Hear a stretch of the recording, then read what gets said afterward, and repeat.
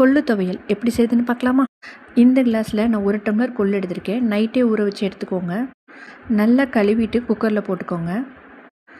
1 தக்காளி, 4 பச்சை மிளகாய், 4 பல் பூண்டு, கொஞ்சமாக புளி, தண்ணி இதை மூழ்கிற அளவுக்கு ஊற்றி மூடி வச்சுக்கோங்க. ஒரு 6 விசில் விட்டால் போதும். சப்போஸ் நீங்கள் நைட்டு ஊற வைக்க மறந்துட்டிங்கன்னா ஒரு 10 விசில் விடணும். அப்போ தான் நல்லா வேகும். இப்போ அவ்வளோதான், வெந்துருச்சு.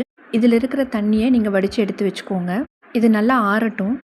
எண்ணெய் ஊற்றி சின்ன வெங்காயம் போட்டு கருவேப்பிலை போட்டு வரமிளகா ஒரு 3 மிளகா நான் போட்டிருக்கேன். உங்கள் காரத்துக்கு எவ்வளோ வேணுமோ நீங்கள் அவ்வளோ போட்டுக்கோங்க.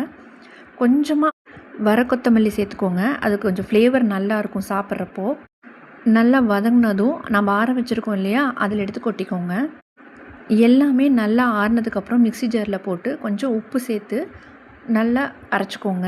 உங்களுக்கு கொரகொரப்பாக வேணாலும் அரைச்சிக்கோங்க, இல்லைன்னா நைஸாக கூட அரைச்சிக்கலாம். உங்களுக்கு எப்படி பதம் வேணுமோ நீங்கள் அந்த மாதிரி அரைச்சிக்கோங்க.